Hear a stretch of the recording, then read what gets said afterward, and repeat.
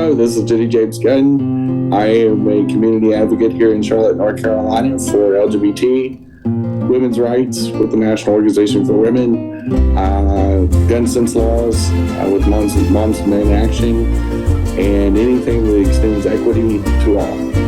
Thank you. Hi, good evening. This is Barb Bacon. I'm a community advocate here in South Charlotte. Generally, I drive people around and to doctor's appointments, and I'm getting ready to have my sign-up list for taking people to vote. And today I drove a friend to Duke, so name it. I probably will try to help do it. So my buttons, once again, are I believe in healthcare for all. I've got some people that don't believe in Medicare for all. Gun violence, let's get some control of guns. And Black Lives Matter in honor of our friend Joel that passed away last year. So that's it, guys. Hey, I'm Christian Cano. You're the co-host. My buttons are Moms and Men Action, gun sense legislation, healthcare for all, Medicare for all, and also in my heart, Black Lives Matter on behalf of Joe Oldham, who's a guest of ours who passed away last year. That's it. Hey, everyone. Thank you so much for watching our Coffee Pan Dulce Show every week. Don't forget, you can watch us visually on our video podcast platforms on Facebook and YouTube. But you can also listen to us on your favorite audio podcast platforms like Apple, Amazon, iHeartRadio, Spotify, and all of the other ones that all your favorite, whatever your favorite is. Once again, thank you for watching us on Coffee Pan Dulce. We'll dance out.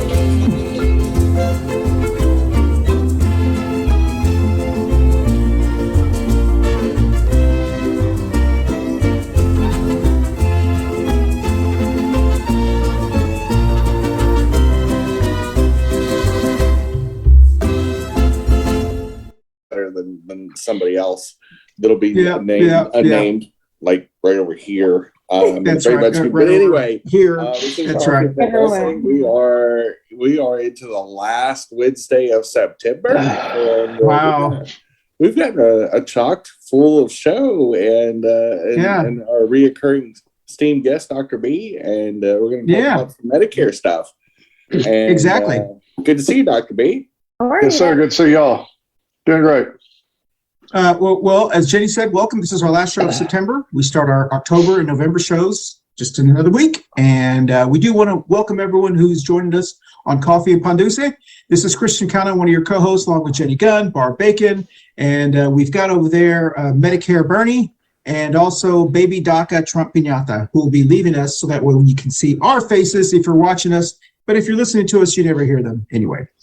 Thanks for those who join us on Facebook Live, but also those who join us on YouTube and Facebook later, and the thousands who listen to us on your favorite audio podcast platform. All right. With that said, we do not do introductions anymore, other than maybe the guest, because we have a video that plays before this. We're all fancy if you've watched the show. So, Dr. B, if you'll let us know who you are in 30 seconds or less. I'm the ever-returning Dr. B, a retired neurosurgeon to move to Charlotte. And I comment on things like, well, there's been a lot to comment on lately between COVID and Medicare Advantage and all these other kind of issues in the healthcare sector. So I'm kind of your roving semi-healthcare expert. Excellent. Well, thank you so much. And I do need to remember to salute to our neighbors this morning. Whatever you're drinking this morning, I'm actually drinking Coke Zero. I'm not drinking coffee at this moment. And so we also want to thank our Pan Dulce sponsor and supplier, Manolo's Bakery here on Central Avenue. This is, we got one more pig left. Manolo's Bakery on Central Avenue. Please support Manolo's Bakery, or all your Black and brown small businesses, or any small business. Always buy local, buy local. All right. With that said, let me ask you before we go off of morning beverages. Please. Have any of y'all tried this thing? Yes. I just discovered in the grocery store this week. It's cans of Coke with coffee, and some of them have vanilla and some of them have caramel. It's like Coke with coffee. I just wondered if any of y'all had tried it. No. Maybe it hadn't hit the East Coast yet. I don't know, but yeah, it sounds kind of vile. But we're going to try a couple of cans and see what they're like. But what's the purpose? I mean, Well, I guess if you don't get enough caffeine from a regular Coke and you need an extra jolt, and I think it's also maybe a flavor thing. Some people maybe kind of like the idea of, cola, coffee. I don't know. Well, we'll see. I'll give you a report when we get back. Yeah. I'll try. Jen, looks like you want to say something about that, Jen. Well, I've actually, it's been out for a while. And, Has it? It didn't get released to a lot of fanfare, but I just know a lot of caffeine addicts, and I'm one of them. And they're never going in a 12-step probably. But anyway, somebody mentioned it on a comedy show or something that I was watching. And I thought, you know what? I'm going to go see if that's in the Harris Teeters, the local grocery stores. And sure enough, it was. And it's kind of over in more of the energy drink section. I tried the I think it was a vanilla Coke and coffee combo. I don't particularly like the taste of coffee. So I thought maybe the vanilla Coke would cut it a little bit. It kind of tasted like a vanilla, I don't know, like a Frappuccino or something like that. I never bought it since then. Like it was like I tried it. I thought it was fairly hideous. And then I moved on, and it was like, but my natural curiosity, and some people really like it. The person that was telling me about it really loved it, but this person actually likes coffee a lot. Yeah, I'm a coffee person. If you're a coffee drinker, you probably will find it kind of unique. I found it very grossly unique, so it did not get repurchased. Back to my caffeinated seltzers, and I'm good. Yeah. Thanks for asking. Well, Jenny, I don't think I want all that sugar. It's sugar free. It's sugar free. 0 calories. Lots of caffeine. And the can on it said it just had like 49 milligrams of caffeine. I don't know how that compares to a cup of coffee. I don't know if that's more or less or about the same. Well, we do want to thank Jenny's comments. So that way, Coke, if you're listening, we would love you to sponsor the show. So just have a Coke and a smile. Yes, we will. Whether it's PepsiCo or the Coca-Cola. That's right. We are more than happy to take beverage sponsors. Exactly. We already have a Pan Dulce sponsor, but we are okay with a beverage sponsor of any. Well, this could be the coffee for the coffee and Pan Dulce. This coffee / Coke and Pan Dulce. I bet a check will be in the mail. Yeah. Well, we're hoping in a couple of weeks at Smile Direct Club will start sponsoring us, since I'm on my last retainer or so. All right. Okay. So with that said, no one will get it, but I do. Anyway, I'm on the Small Direct program. Okay. So with that said, our 3 current events in 30 seconds or less. One, there is you'd be proud of me, Dr. B. I actually subscribe to this email that gives all kinds of medical on a daily basis, medical journal stuff. A pinprick blood test identifies immunity to COVID-19. It's something that's been done in California. They've developed. Is that by Elizabeth Holmes Theranos Corporation? Is that kind of what this is? I don't. She's in jail for pitching. Oh, okay. No. This is from a Cardiff company, Cardiff University researchers. This story was in the Nature Communications, and anyway, they said that they're developing in conjunction with the UK government, they're developing a pin stick that can determine people who can be immune to COVID. I don't know how that works. Anyway, if you know anything about it, blood and make it into an antigen or something. I don't know. I guess I have to read it more. I just thought I'd throw that topic out in case you have heard of it. That's interesting. So, yeah. Go ahead and give the other topics. I'll comment on that. The next one is there are 4 charts, the Washington Post said on yesterday, that show the GOP's 2022 popularity has some serious problems in a lot of states like Pennsylvania, Arizona, and some races in Florida, that the Republican candidate is actually like 22 points below the Democratic candidate in popularity. And they're afraid that they might hurt them with voters. So that's another one. And then the last one is the Republicans have abandoned Ohio's GOP candidate who lied about his military race. He's running for Congress. and he's a Trump endorsed candidate. And he said he was like in the Afghanistan war and all this kind of stuff. Turns out, is this J.D. Vance or somebody else? This is, I apologize. His name is, I'll look it up. Because I thought in Ohio. J.R. Majiskin. He's running for Congress. I think not Senate. Yeah. No, not Senate. He's running for Congress, and he's running in a safe congressional Republican race. But because of this, they're afraid that he may actually lose the race because. So is he on a joint ticket with Herschel Walker? No, he's in Ohio.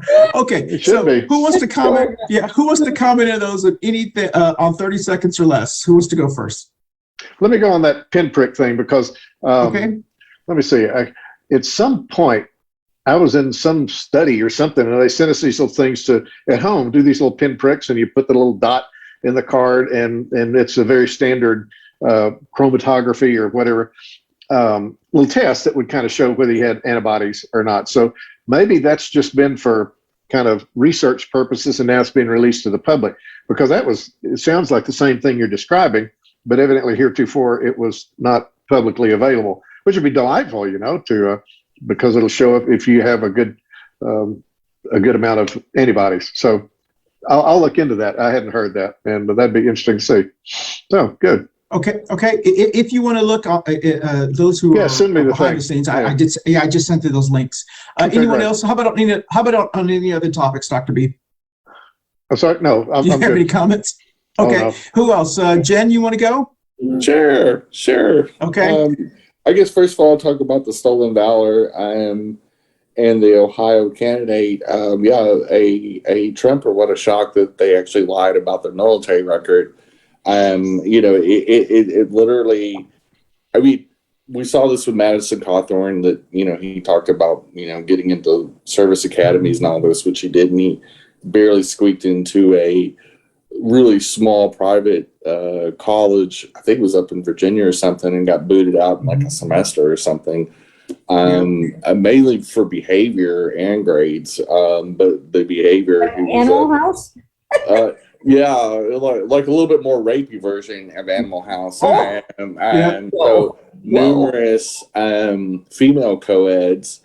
I guess because his cousin didn't go to the school. Several of them filed different assault and sexual harassment charges. And so, but back to the Ohio guy. In fact, the Republicans have already pulled the ads for him. Yes. And pretty embarrassing. But I mean, are we really shocked? I mean, in this era of the trash squad, No. and all the other fools that are in Congress that are in deep doo-doo right now on some things we're going to talk about on the second show. They literally, I'm not even sure you can even call them the Republican Party anymore. I really, I've stopped calling them Republicans for the most part and started just referring to them as MAGAs. That's true. And you just look at the behaviors they're encouraging from, their grandpapa, the Trumpster and our friends down in Texas and Florida, the governors down there. And you just, no wonder they're 20 points behind in some races. You're running a TV doctor that is so maniacal, and also happened the last time he voted in 2020, he voted in the Turkish election, not an American election, that literally practices medicine, has his license in New York, has a primary residence is in New Jersey where his kids go to school, and doesn't even know where his house in Pennsylvania actually is. He doesn't even know. He doesn't like to be called, he doesn't like to use his first name, right? Minut, is it Minut Oz? Mehmet, I believe it's Mehmet. Mehmet. He doesn't like people to use Mehmet because it sounds too Turkish. He doesn't I like mean, his own that's- name. But he Yeah. votes in the Turkish country. Oh, God. Well, I know, but I mean- it's bizarre. I mean, he's in fact, Yeah. we're going to talk about him in the second show Okay. too. And in fact, Okay. Well, I Jen, wanted what do you to think talk about the? about him later on in the show? Yeah. What do you okay. think about the popularity gap? I don't know if you talked about that, but the popularity gap I kinda that they're did. talking about. Yeah. I mean, Okay. you can't be shocked. Yeah. I mean, I'm not. I mean, you've literally targeted half the population Mhm. with the Dobbs thing. I mean, Yeah. Are they just that disconnected with reality, or just that Mhm. stupid, or both? We'll find out. I mean, you Yeah. just go, Yeah. yeah. Half of y'all, we're going to take away Okay. your reproductive rights and your human rights. Yeah. But you should still vote for us. Yeah. Good Okay. point. Yeah, I'll go sit over here in the corner and hold my breath.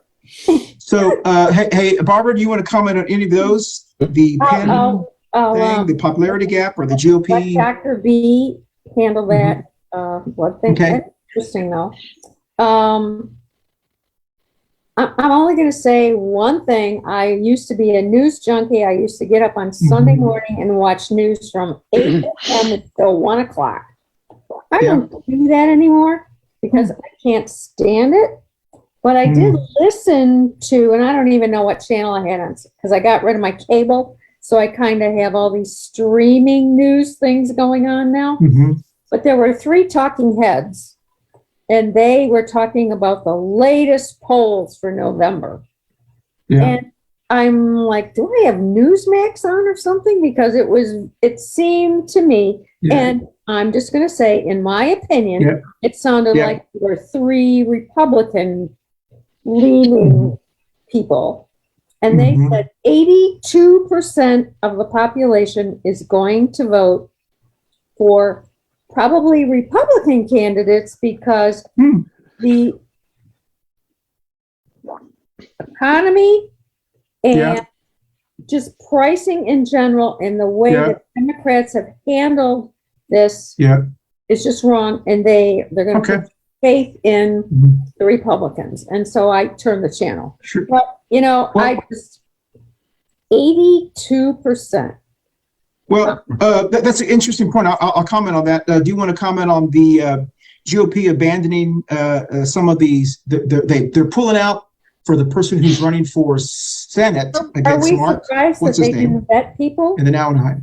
They didn't Oh, vet yeah. Sarah Palin.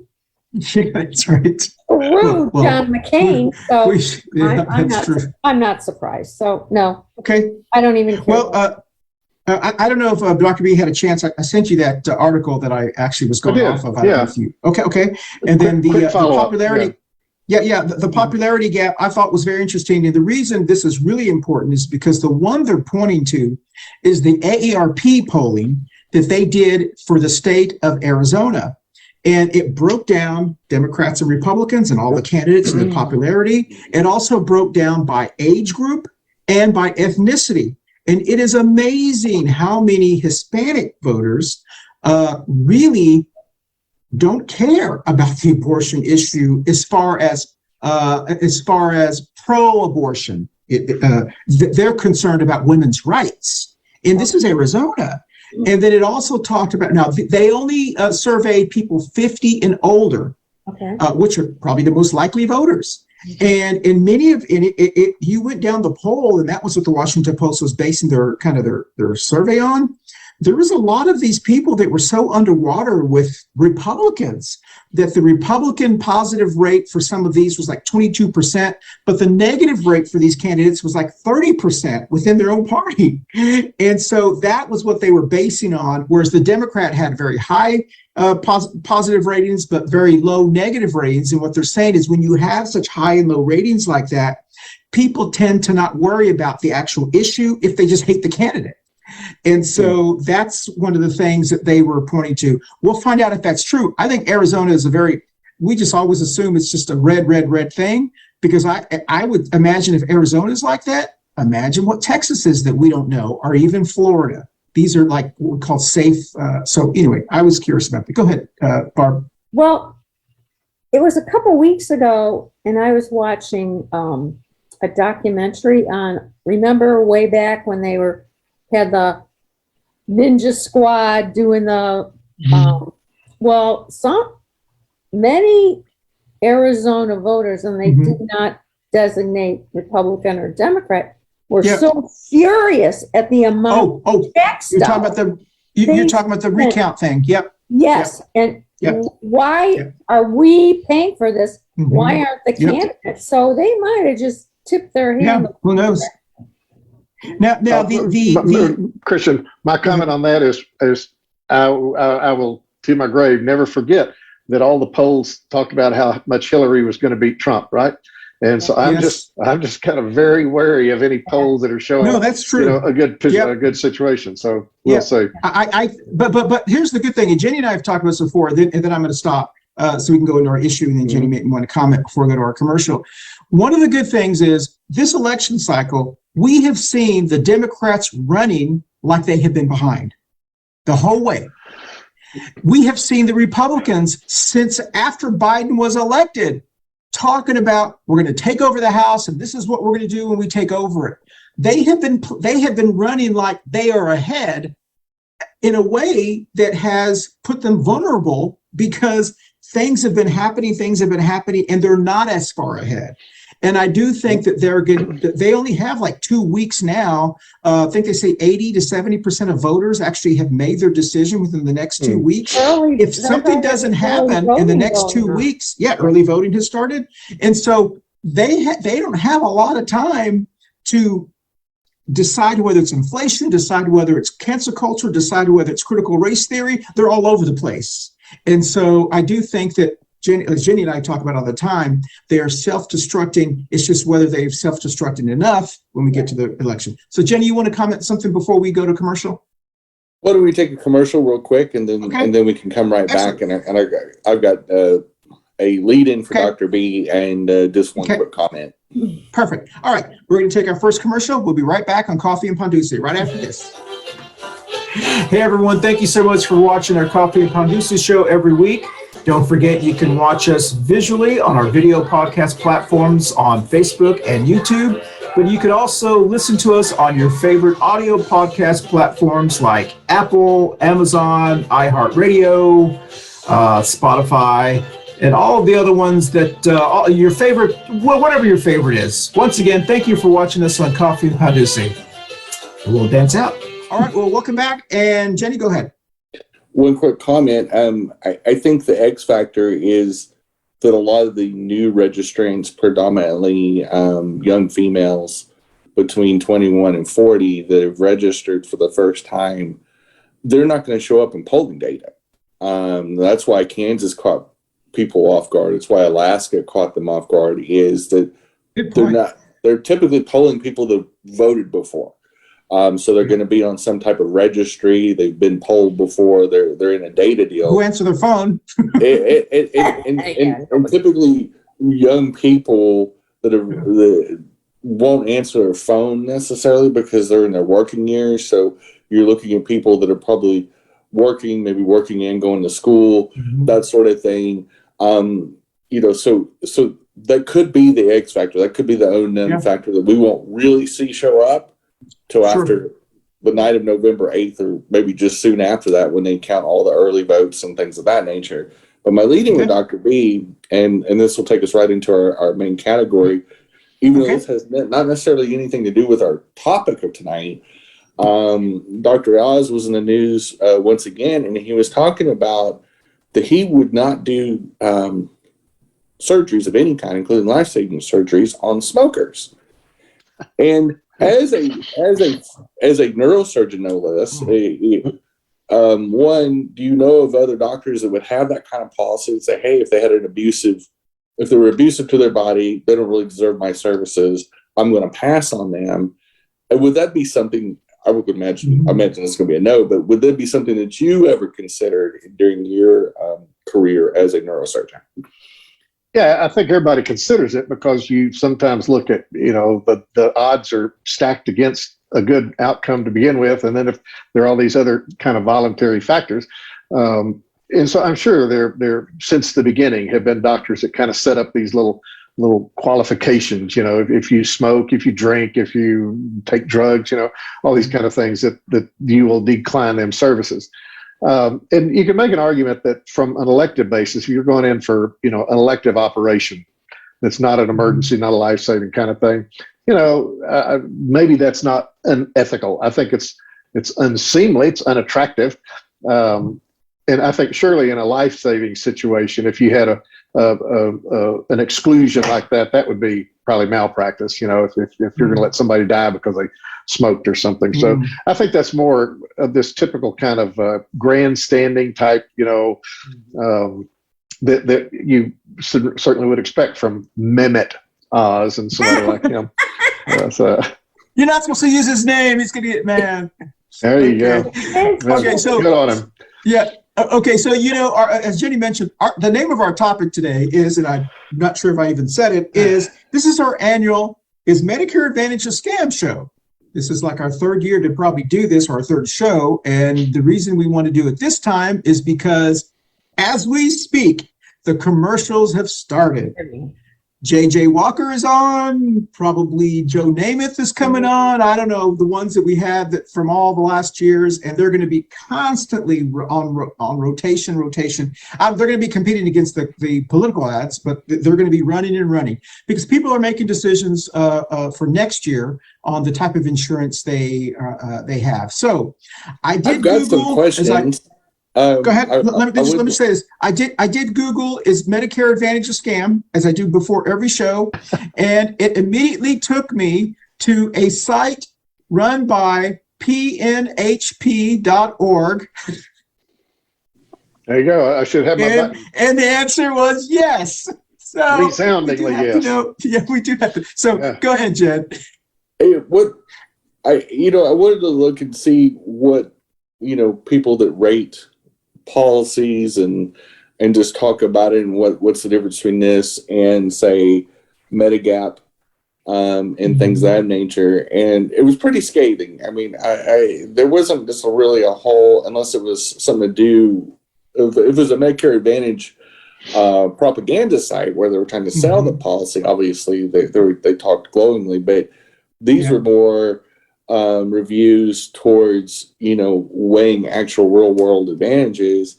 One of them that I found interesting, and maybe you could comment on this, is that if you decide that you're on Medicare Advantage and you switch to a Medigap policy, there can be lifetime penalties for the coverage.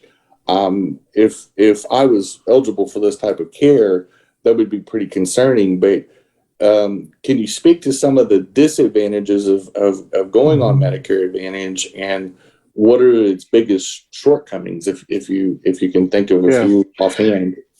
Oh, what might be quickest, Christian, if you can allow me to share my screen. I gave a presentation on this last week. Right, so we'll do a little entree to make it look like we meant to do that. All right, so here we are. Before we get into the Medicare Advantage, it's so confusing. And to a degree, it's almost deliberate. But let's just review. So original Medicare, the only thing that we could have in 1965 had two parts. One of them's the hospital part, one of them's the outpatient part. And just note that basic Medicare basically pays the whole bill for your hospital. And this Part B is outpatient when you go see the doctor, get physical therapy or outpatient MRI scan. They approve a certain charge. In other words, if the MRI scan place says we want to charge $5,000, Medicare is like, oh, no, you can charge $800 and we'll pay 80% of that, leaving the patient to pay 20%, comparatively, small thing. That's the only thing that these Medigap policies are for, is that 20% of the Part B. And those Medigap policies are for-profit companies like United Health, AARP, Aetna. All these private companies give this Medigap insurance. It's pretty expensive, but if you're such that you couldn't afford to suddenly pay maybe a few $1,000s of this, 20% kind of thing, you might do it. It's very expensive peace of mind. And I got so annoyed because my premium kept going up as I got older that finally I noticed several times I'd go see a doctor and I'd end up paying like $1.20, for 20% of what they approve for an EKG or something like that. And so I dropped mine. And so I no longer have a Medigap policy. but Medigap policy has nothing to do with Medicare Advantage. So Medigap is just to cover that small amount of only Part B of all that. And so then Part C of Medicare that started back in the 70s or something is Medicare Advantage. And every Medicare Advantage plan is a plan by a for-profit insurance company. This is not the government. What happens, and there's a whole lot of reasons we can talk about this later, but it was thought to be a good idea. The private companies kind of said, look, inefficient government, let us brilliant private for-profit companies cover these people, and we think we can do it better. We think we can do it for lower costs and better outcomes. And so the government said, fine, if you sign up Mrs. Jones at age 65 or whenever she decides to click the button and go on Medicare Advantage, we will give you, the insurance company, we'll give you, X amount of dollars, $350 a month or something to take care of Mrs. Jones. And so it could have put the insurance companies a little bit at risk, right? If she suddenly had more medical problems, they'd lose money on it. So that's the idea of Medicare Advantage. It's a proposal that for-profit insurance companies could do a better job. It's turned out over the last 50 years that there's zero evidence that they have produced care for a lower cost nor better outcomes. And furthermore, there are tons of examples now of how these companies have been gaming the system. In other words, they can go see Mrs. Jones, they can visit her at her house, right? Well, everybody likes a house call. And so, but what's actually happening when this nurse comes to visit Mrs. Jones is she's kind of saying, do you have bunions on your feet? Oh, well, you might have trouble with those this year. That's going to increase your risk factor. And, oh, have you ever been depressed in your life? She said, yeah, 40 years ago, my son died. Oh, so you've had a depression. Well, you're at risk for another depression. So we're going to increase your risk score, which means Medicare, the government, gives this private insurance company more money because of the outside chance that she might have an issue with these past medical conditions. So, it's become a scam. And there was another big research study just last week that documented that again, kind of how they're gaming the system. And if not lying, they're kind of coming pretty close to doing that and calculating what they predict somebody's care is going to cost. So is Medicare Advantage a scam? Yes, absolutely. If, in fact, in the first 10 or 15 years of this grand experiment, if everybody on Medicare Advantage had been shown to have better outcomes, they had fewer heart attacks and fewer strokes and all that, and if they were saving the government money, that'd be great. But that is absolutely not the case. And so we're concerned that we're approaching 50% of the Medicare population is now on Medicare Advantage because of all these sales things about the silver sneakers and no premiums and all that, and people are being duped. Furthermore, there's the thing they don't tell you about. As long as you stay well on Medicare Advantage, it's great because you get these free benefits. If you need a heart transplant, well, suddenly you might find out, oh, the heart transplant hospital is not in our private network. And therefore, you're going to have to go out of network and pay 50% of the cost and end up bankrupt. So this lack of a nationwide provider network, plus the historical fact that they're kind of scamming the government, yes, Medicare Advantage is a scam, pure and simple. Okay. All right, Dr. B, are you fit? Okay, yep. And then can you make me, we're going to edit this right now. Can you make me host again? If you go up to my name. I can try. Go up to my name and those three dots. There's one that says make host. First, I got to get out of this. Oh, I can do it. Reclaim host. Did I just do it? Yep. Yeah. You see, you're the host. Okay, there we go. All right. Okay, excellent. Well, welcome back to Coffee Pan Dulce. Now I'll probably forget to unmute my mic. So welcome back. So I have a quick question. I know Jenny has lots of questions, and I know that Barb has a question. We are going through this problem right now with my mom, who is 76 years old, 75, one of those ages. And we moved her from a Medicare Advantage kind of program to a new Medicare Advantage program. I was insistent on getting her on Medicare. It was she was being told by other family members that this was a good deal. Then someone from United Health knocked on her door after we left and signed her up, and they switched her under our nose to Medicare Advantage. And my mom said, "Oh, they told me this is a good deal." I'm like, "Mom, we got all this anyway." it is very confusing for seniors, very confusing for what they need and so forth. And if they look at the commercials, it's very important. It's like, we'll give you this free eye exam, free this, free this, and for some of you, you get $100 a month back to use however you want. That gives you a little idea how much profit's in the system, doesn't it? You know? Yes. So I guess my question is, if you were to say to someone like my mom, and I know you can't give that kind of advice legally, but if you were to say to a generic person, what would they do? Should they just get Medicare and then a gap if they can afford it? What's the ideal kind of situation? Yeah, well, to the extent that Medicare Advantage is ripping, is ripping people off, and these things like free eye exams, free dental care. Yeah. What that turns out, if you read the fine print, is they say we will pay like $35 for a dental exam. Yeah. Well, the dental exam is $250, right? So they're giving you 10%, and we will pay $50 towards a pair of eyeglasses, which costs $500. So it's that kind of bait and switch kind of thing almost. These promises that aren't quite what they add up to be. It's a dilemma, because nobody knows. Are they going to be the one that's going to remain healthy and not need all this expensive medical care? In which case, they don't need anything, do they? Or Medicare Advantage might work perfectly fine for them.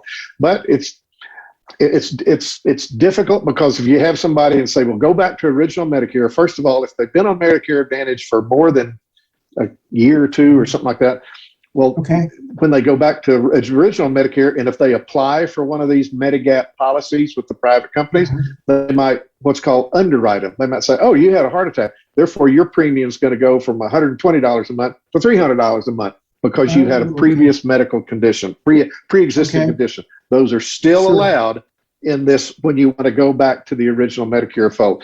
So it's just a dilemma. It's really hard to advise a single individual.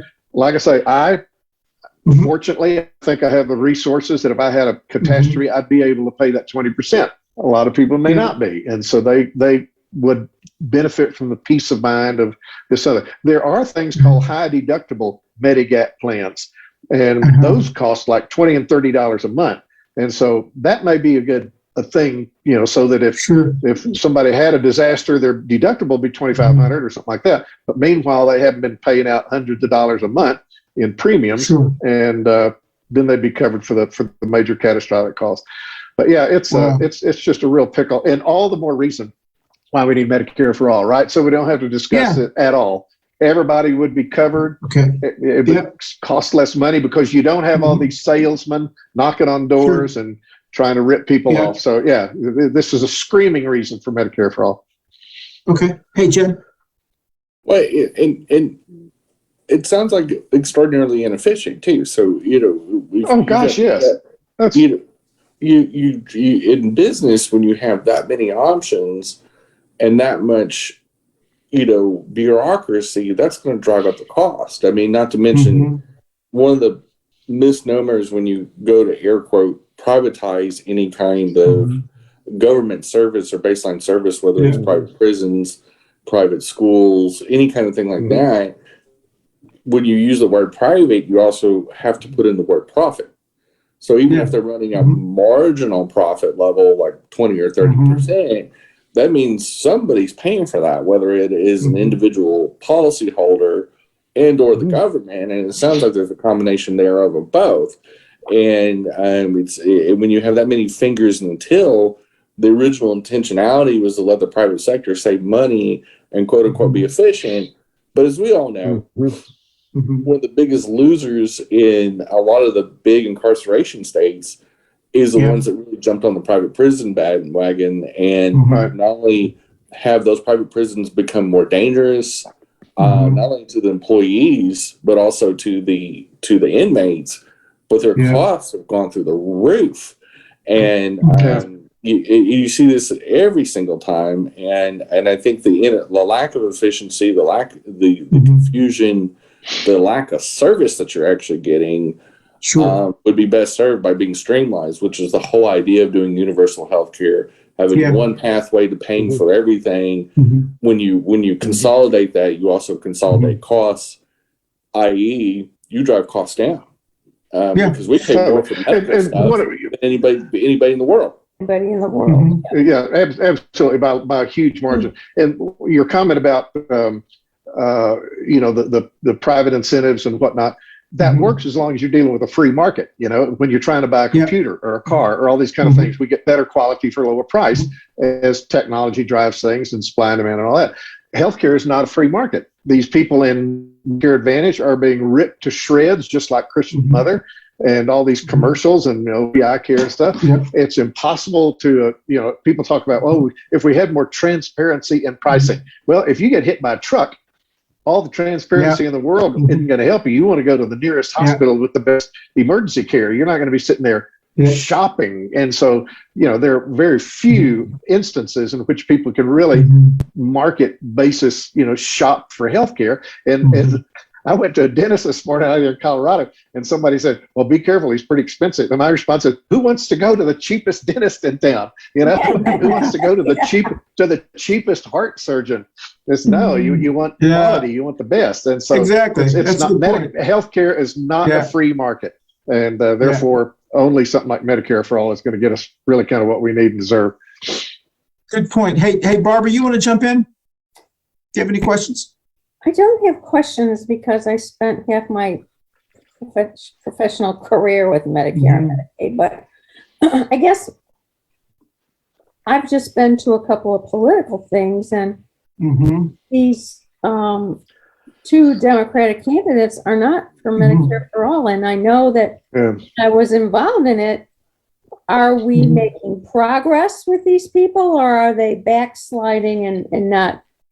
Do we know? Yeah, we worry about the same thing, and what we sense is that in many areas like North Carolina, the general population in the middle of the roaders and the independents are probably kind of not ready to jump on Medicare for All. Therefore, if a candidate jumps on it, they might be portrayed by the opposing candidate as being far left, Marxist, socialist, and I think they just don't want to take that risk. So our hope is some of these candidates, and I won't name them, that are being cautious about that. If they get elected, well, then perhaps they can be nudged into, by some of the Congress folks that are in the Medicare for All caucus and whatnot to joining them and co-sponsoring the bills and whatnot. In some areas, they say, no, Bernie had it right. You got to come out there and say, do these not extreme, but these substantial programs, childcare, college tuition, all these kinds of things, because people are hurting. But then at the same time, you have, nuclear war at threat, you have global warming, you have the loss of democracy. And I think people's attention has been kind of diverted from healthcare because of these other issues. So I don't know. I think the movement is still there because our healthcare system is in dire shape, right? And something's going to really kind of break, when normal people can't. Well, there are tons already of normal people with insurance and jobs who can't afford health care because of the deductibles and all the other kind of restrictions. So, it's going to happen. But it appears that we're going to have another trifecta with a strong majority in both the House and the Senate, a veto-proof majority or filibuster-proof majority, and a president who's really all for it. And that's going to be the next generation of Democrats, isn't it? So until that happens, we just kind of keep plugging away. Well, but it could happen. Who knows? Biden wants ACA. So I don't think he's pro. I know. No, Biden's not the one. Biden's not the one. I'll go back when this started. When I heard Medicare for All, I was like, why did you call it that? I had so many people that knew that I was politically involved saying, oh my God, they're going to start sharing my Medicare with everybody? Yeah. I paid for this every year, and I'm going every month out of my paycheck, and I'm like, whoa, I don't know anything about it. So well, that's what we've been hearing for years. And the reason people call it Medicare for All is because when we started talking about universal single payer healthcare system, they did, focus groups kind of find out which terms resonated the most. And they tried universal healthcare, comprehensive, single payer, and people were kind of put off by those things. And the phrase that resonated the most, that kind of was best received by people was Medicare for all. Now, a lot of picky people, kind of say, well, you're not really talking about Medicare because Medicare has a deductible and blah, blah, blah.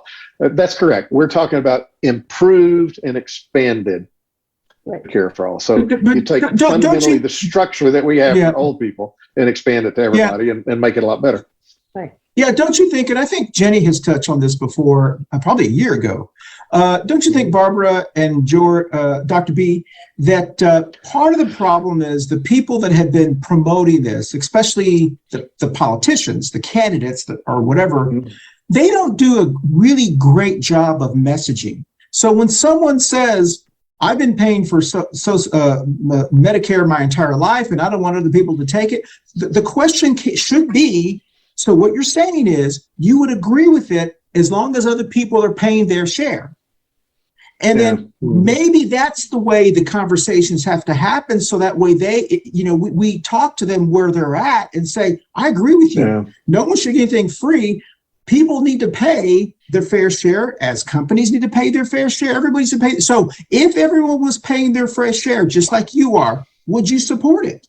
If no one's getting it for free, so to speak, would you support it? Right. And so maybe it's a marketing thing. I don't know. Jen, go ahead. I think a lot of the problem, and I've talked to Dr. B about this and have addressed it with the local group and on conference call, but I think nationally, and especially once you get politicians involved, you typically have two types, Frady cats and copycats.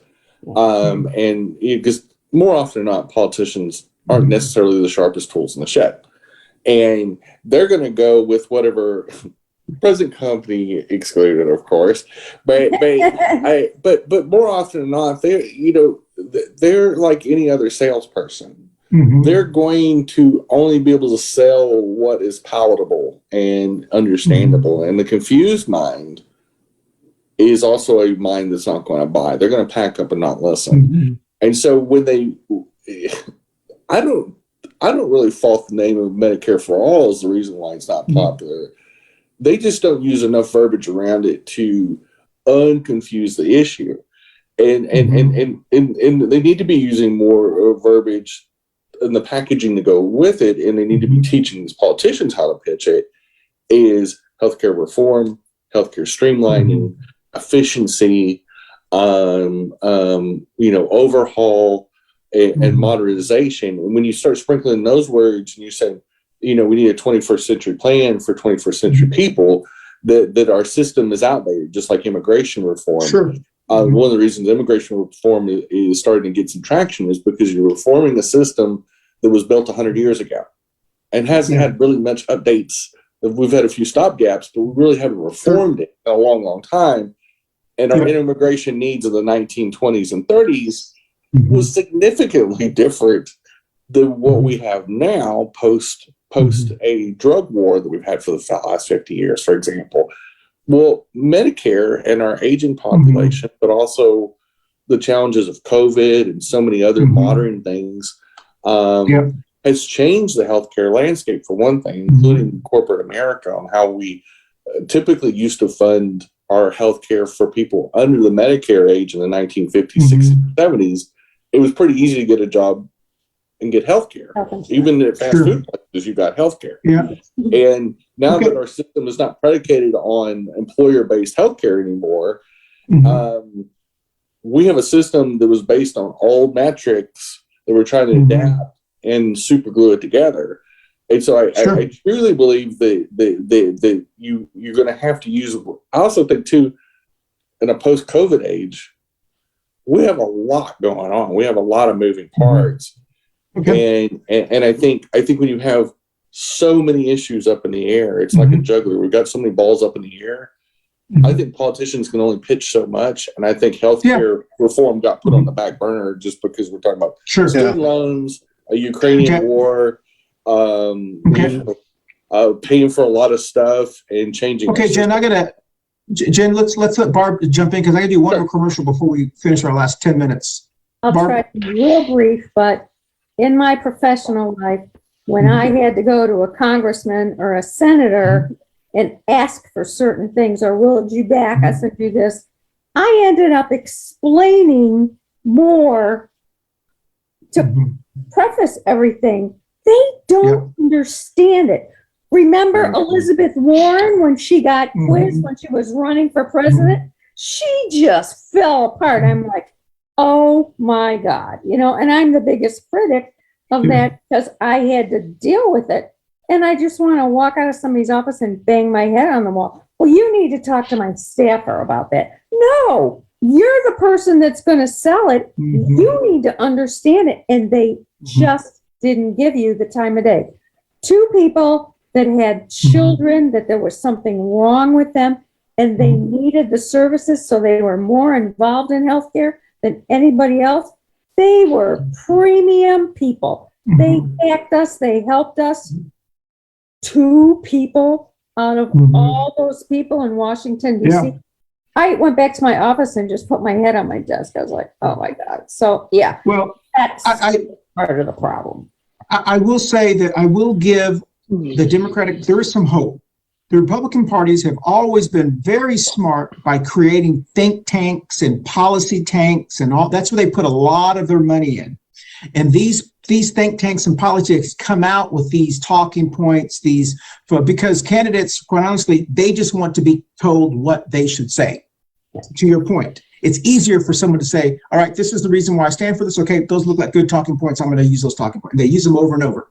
Democrats have never really done that. We're just now funding think tanks, progressive think tanks, these kind of things. We have a lot to keep up with. The Libertarian has the Cano Institute. They've been doing their thing for a long time, but the Democratic Party has never really had like the think tanks. And so that's the area that we have to start putting money in. If you're a Democrat, as I am, start looking how to fund these kind of things. So we're going to take our last break because we don't have that much time, and I'll have to figure out how to splash another break in. And then I have one more question, and then we'll kind of wind down the show. We'll be right back on Coffee and Pan Dulce. Up next is 2 Queers in a Truck with Jenny and Christian. And hope you guys tune in. We'll see you in about 15 to 20 minutes. Thank you. Bye. Well, welcome back. And the question I have for you, Dr. B, and Jenny as well, and Barb as well.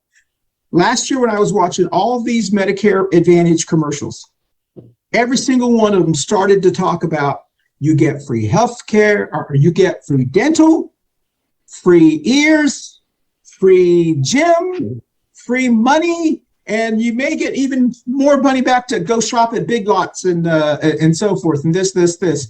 And you call this number, and it depends on your zip code. I was looking at those commercials, and I thought they are making the exact case for Medicare for all. I mean, they're the exact talking points. When I first started to listen to Dr. B and all of y'all talking about Medicare for all, we wanted to cover eyes, ears, and all that kind of stuff. They're making the exact case, of course, in a marketing kind of standpoint. And I'm like, so my question is, are they inadvertently making the case for Medicare for all? Because they're basically saying we can afford, now we know now it's not really great, eye care and stuff like that. But basically what they're saying is we can do this and still make a profit. So anyone who says we can't afford it, we say, well, how come the Medicare Advantage people can't afford it? So are they accidentally making the case? Time will tell, right? If they get people accustomed to that type of coverage. But, you know, as we just said, people are, when they go to get that coverage, they're finding out it's a ripoff. It's only 10% of the actual cost. But yeah, I think that might be an interesting kind of point. Could they be doing us a little favor? Time will tell. 2 other little quick comments on things about messaging from politicians. Bernie was great. I mean, every time you heard Bernie, he was talking, we need Medicare for all. It's a scandal that, you know, all this kind of stuff. He was great. But Bernie had the baggage of being labeled as a socialist. And so he just turned off, you know, 45% of the population. So I think a more centrist kind of a Democrat who would message Medicare for all exactly like Bernie, free of the baggage, would get a lot done.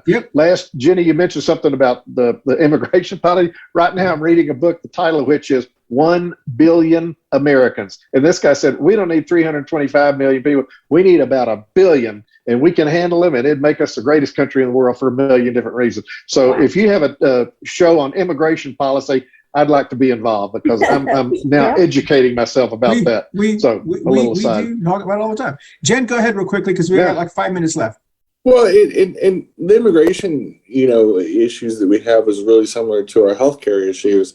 When you talk about consolidation and improvement and infrastructure, one of the things you always got to talk about is how do we pay for it, and human capital. And so both with immigration's always driven our best innovations. It's always been our highest growth periods is when we brought in immigrants from all over the world. We've always had these massive amounts of growth.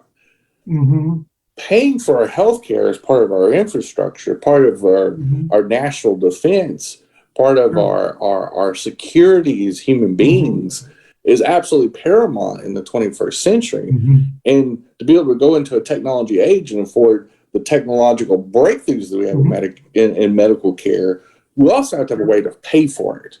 And if you don't have a way to pay for it, we're screwed.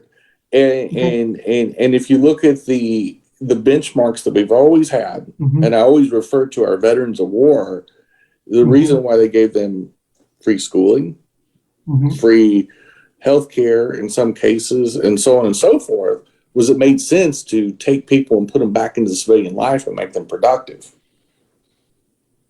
That hasn't changed. They're not doing a good job either. If people are having to scavenge just to survive, it's a proven fact that their IQ will drop, their decision making will drop. They'll resort to different types of self-medication like overeating, over drinking, misusing drugs, that sort of thing. And so if we want a great national security and we want a great country, we can handle all the people we can handle, but we also need a way to uniformly take care of them. And your number one thing besides housing and food, your third thing in the modern era is going to be mental coverage, no matter how healthy you are. Right. And it's stupid not to have a streamlined process. In fact, it's one of the most unpatriotic things we could ever do for America.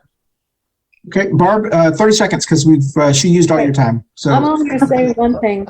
Remember, with as many think tanks as the Republicans have had, they still don't have a health care plan.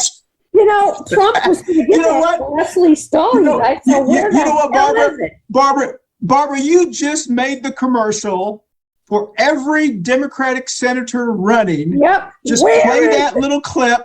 Just play that little clip, what you said, and that is every person who saw that on television would go, that's right. And that's the message that has to be said. We can't tippy-toe around their buffoonery. We've got to just come out and say they have no plan. They're delusional.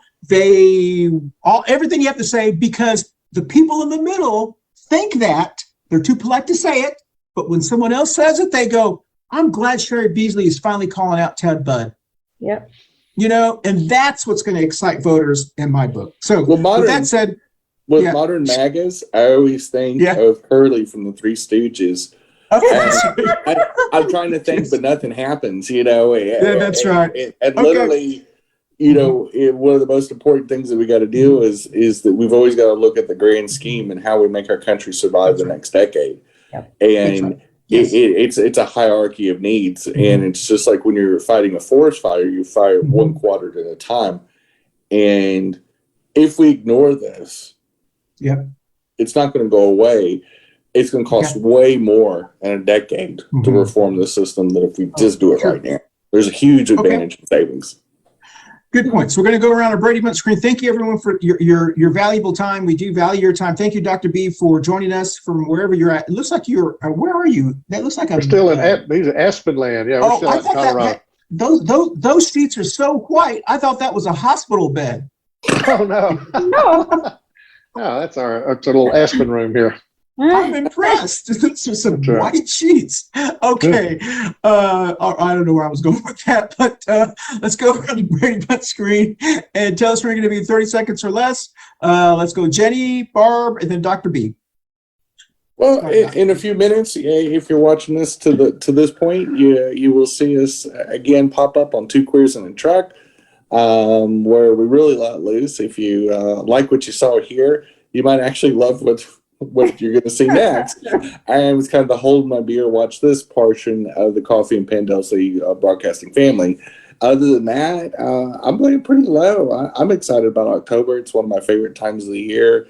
I'm a huge fan of all the seasonal things. Halloween is my favorite of the fall deals. And just the cosplay, the parties, and just the hijinks and tomfoolery that goes around this time of year. And the candy doesn't hurt my feelings either. So, I just don't go trick or treat for it. I wait for it to go on sale at Walmart. But anyway, Barb? Well, we're getting ready to head to the Chicago Marathon. We got our booster shots today, so they say there's going to be 40,000 people there. Oh my God, that's kind of scared me. I was a little bit freaked out last year, and the Bears won. Woohoo! Football's back, and the Packers won. Did they really? Yeah, the Bears won. Oh, okay. Oh, yeah, you're right. Last week, the Packers beat the Bears, and I let Art blitz. So right. I thought that was rather nice. So excellent. Okay, that's all. Well, enjoy Chicago. And Dr. B? Speaking of bears here in Western Colorado, it's that time when the bears are running through town looking for garbage cans to fatten up for the winter. And I was just out on the bike trail yesterday and saw evidence of a bear. A lot of people see them every couple of days. So the bears are around town. As for me, in the next couple of days, I'm going to be going to a Democratic Party fundraiser for some of the candidates for county commission and some of these important local positions out here. And then we're going to be watching the Aspens turn, and pretty soon heading back east to North Carolina to take up the battle there. So we'll be back about the middle of October. Excellent. And I will be back in the mountains camping. We just got approved for a permanent spot. So now we will be in a permanent camping spot all year round. We'll only pull it when we go to Key West, or undisclosed location, in July every year. And so I do want to remind people that our next show was supposed to be the Politics show, but we may have to move that show a week and move it around with some other show in October. But we also are going to be taping a special show with Sushi. She is the drag queen mother in Key West that runs one of the houses, the entertainment houses there. She'll be on with us, and we're hoping to get, if Jenny can pull some strings, some local drag queens to talk about the America's War on Drag Queens. Why people are so angry at drag queens. And so because they're insecure about their own sexuality. You would think that, but they love Milton Berle and drag. They just don't like even, I don't know. It's just the most bizarre. Yeah. So anyway, that will be our show.